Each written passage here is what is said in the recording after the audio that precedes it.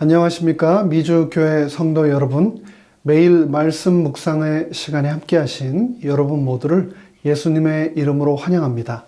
저는 뉴욕에 있는 퀸즈교회를 섬기는 문인정이라고 합니다. 이번 한 주 동안 우리는 2023년 제2기 10과의 사탄의 마지막 속임수라는 제목의 말씀을 함께 묵상합니다. 아무쪼록 이 말씀을 통하여 우리 모두가 성령님의 음성을 듣고 내 삶이 영적으로 더욱 건강해져서 사탄의 수많은 기만 앞에서도 생명이신 예수님만 선택할 수 있게 되기를 바랍니다. 말씀 묵상에 앞서 잠시 머리 숙여 기도하겠습니다. 하늘에 계신 저희들의 아버지 하나님, 지난 밤도 우리 모두를 지켜주시고 또 한날의 생명을 우리에게 선물로 주셔서 감사합니다. 아버지 하나님의 음성이 오늘 하루의 삶을 위하여 너무나 간절히 필요하여 이 시간 말씀이신 아버지 하나님 앞에 머리 숙였사오니 성령님을 통하여 우리 마음에 친히 아버지의 음성을 들려주시옵소서. 예수 그리스도의 이름으로 간절히 기원하옵나이다. 아멘. 이번 한 주 동안 우리는 계시록 12장, 그리고 16장, 이어지는 18장, 그 다음 데살로니가 전서 4장, 다음에 또 에스겔서 8장, 그리고 에스겔서 20장을 본문으로 연구하게 됩니다. 말씀 묵상에 앞서 먼저 요한복음 17장 17절의 기억절 말씀을 읽겠습니다. 그들을 진리로 거룩하게 하옵소서. 아버지의 말씀은 진리니이다. 제가 지금 현재 살고 있는 이곳 뉴욕은 전 세계에서 아메리칸 드림을 품고 몰려온 수많은 인종, 민족, 언어와 문화의 소유자들이 함께 뒤섞여 살아가는 곳입니다. 그래서 이곳을 그렇게 다양한 사람들이 함께 산다고 세계의 melting pot이라고 하기도 하고, 또 어떤 이들은 그렇게 다양한 사람들이 함께 삶에도 불구하고 결코 녹아 없어지지 않고 각자의 고유한 맛과 향을 간직한 채 산다고 샐러드 볼이라고 하기도 합니다. 그런 곳이다 보니 말 그대로 별의별 사람이 다 있습니다.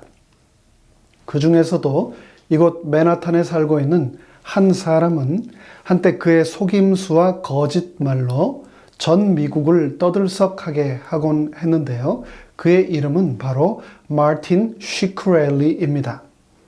미국 제약회사 튜링 제약의 전 대표였던 그는 에이즈 치료약 다라프림의 특허권을 사들인 후에 한 알에 13불 50센트 하던 약값을 750불로 무려 55배나 올려 2017년 전 미국인들이 가장 증오하는 사람 1위에 올랐던 사람입니다.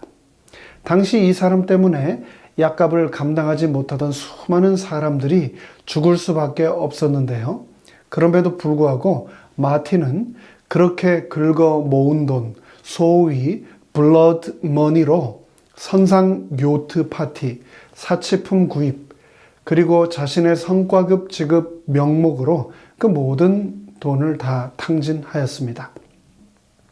약값을 조정해달라며 열리게 된 미 하원 청문회장에 등장해서도 오만한 태도, 의회를 비웃는 웃음, 거만한 태도를 일관하던 그는 의원들의 질문에 대해서 불리한 증언은 강요할 수 없다는 미국 수정헌법 5조만을 거듭 내세우며 묵비권만을 행사했습니다.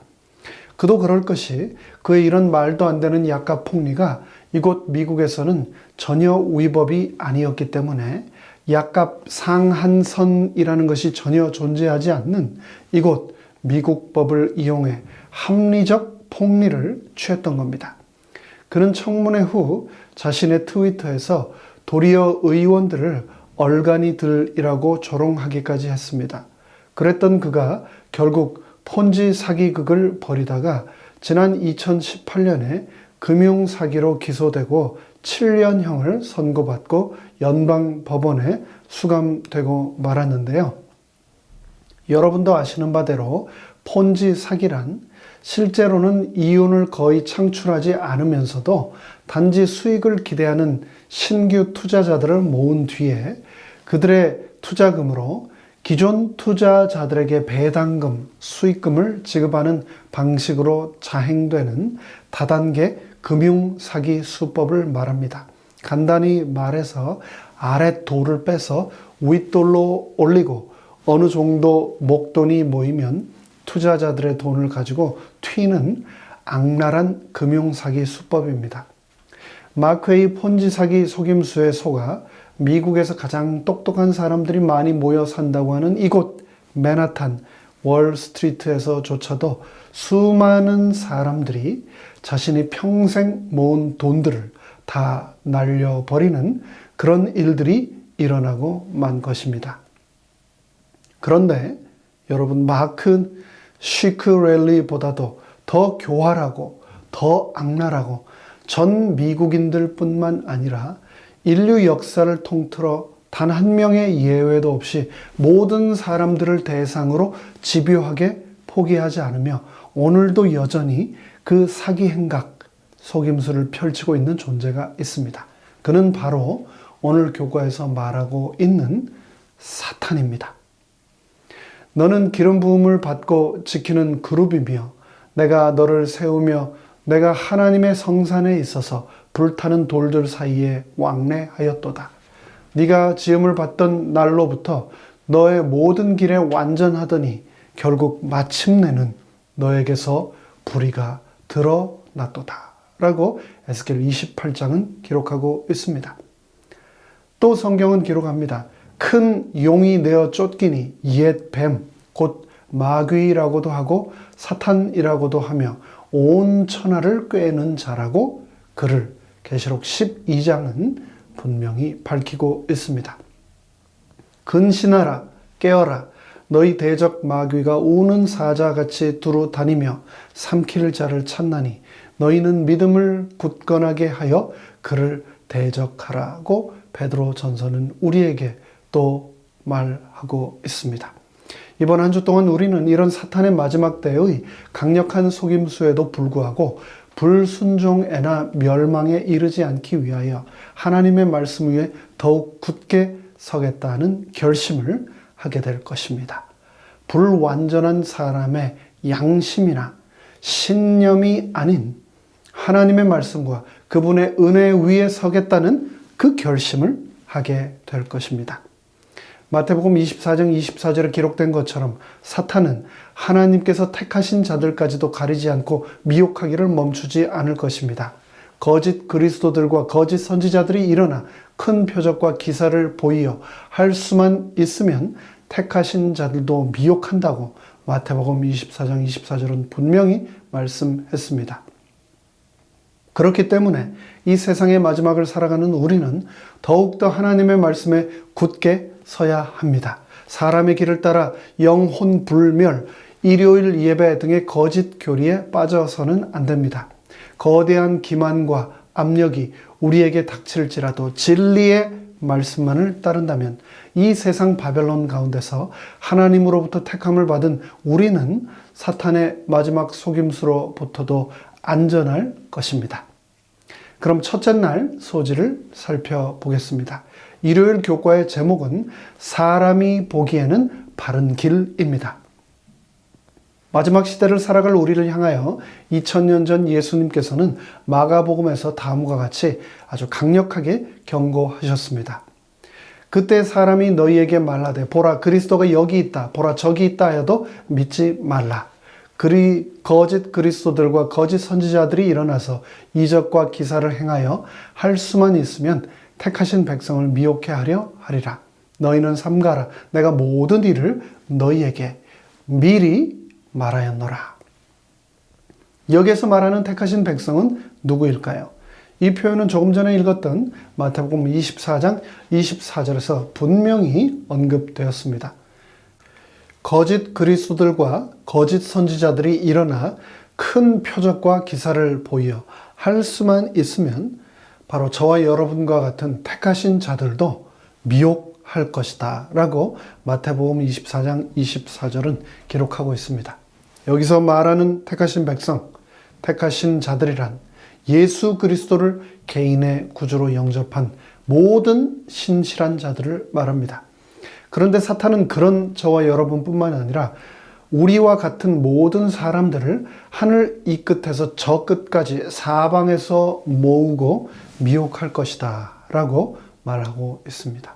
모든 시대를 통해 그래 왔지만 사탄은 그 어떤 시대보다도 지금 지구의 종말이 가깝고 예수 그리스도의 재림이 임박한 이 마지막 날 하나님께 신실한 백성들을 속이기 위하여 총력을 다하고 있습니다. 그런데 그런 시대를 살아가는 우리에게 굉장히 중요하고 꼭 명심해야 할 내용을 잠언 14장 12절은 다음과 같이 기록하고 있습니다. 어떤 길은 사람의 보기에 바르나 필경은 사망의 길이니라. 비행기 추락 사건 중에 바다에서 비행기가 기체 결함이 없이 가끔 추락하는 사고가 발생하곤 합니다.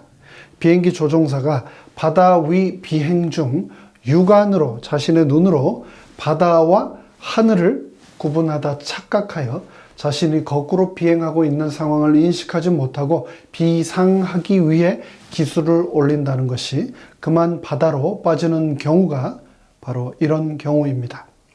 이 일을 방지하기 위해서 조종사들은 비행 교육이 시작되는 순간부터 끊임없이 계기판을 확인하는 법을 배웁니다. 비행할 때는 자신의 육감이 아닌 계기판을 바탕으로 철저히 판단해야 하는 것이죠. 마찬가지입니다. 우리도 인생을 살아가면서 내가 보기에는 바르게 보이지만 필경은 사망의 길인 경우가 너무나 많습니다. 저는 목회를 시작한 이래로 늘 마음속으로 매일 기도로 결심하는 내용이 하나 있습니다. 그것은 섬기고 있는 교회를 떠날 때 미련 없이 후회 없이 최선을 다해 열심히 섬기도록 해 주십시오 하는 내용인데요. 그 일이 가능할 수 있도록 하나님 저에게 무엇이 옳고 무엇이 그른지 선악을 잘 판단하고 결정할 수 있는 지혜를 주십시오 라고 기도합니다. 그런데 지난 시간들을 되돌아보면서 제가 섬겨온 교회들 그리고 제가 해온 사역들을 생각해 보면 그 당시에는 분명히 옳다고 최선이라고 생각하며 했던 수많은 일들과 사역이 지금 생각해 보면 얼마나 어리석고 부족하고 온전하지 못한 생각과 결정들이었던가를 깨닫곤 합니다. 되돌아보면 제가 섬겼던 교회 그리고 그곳의 성도님들께 얼마나 송구스러운지 혼자 생각만 해도 죄송하고 낯이 뜨거워지는 그런 일들이 너무나 많습니다. 그런데 저만 그런 것이 아니라 여러분도 그런 경우가 간혹 있으시리라 생각합니다. 사람은 무엇이 옳고 무엇이 그른지 무엇이 선한지 또 무엇이 악한지 자기가 보기에 바른 길, 바른 방법, 바른 선택이라고 생각하며 매 순간 판단을 내리며 살지만 그럼에도 불구하고 얼마나 많은 잘못된 선택, 잘못된 길, 사망의 길로 가는지 모릅니다. 그렇기 때문에 우리는 나 자신의 판단이 아닌 하나님의 말씀에 모든 것을 맡기고 성령께 굴복하며 그분을 통해서 오류에서 진리를, 그름에서 바름을, 또 악에서 선을 배우게 해 주십시오 라고 기도해야 합니다. 만물보다 거짓되고 심히 부패한 것은 마음이라 누가 능히 이를 알리오마는 나 여호와는 심장을 살피며 폐부를 시험하고 각각 그 행위와 그 행실대로 보응하나니 불의로 치부하는 자는 자고 새가 낳지 아니한 알을 품음 같아서 그 중년에 그것을 떠나겠고 필경은 어리석은 자가 되리라. 예레미야 17장 9절로 11절은 말씀하셨습니다. 기억합시다. 나 자신의 감정을 신뢰하는 것은 조만간에 무언가 실수를 하거나 심지어 잘못을 저지르게 되는 거의 확실한 방법이라는 것을 말입니다.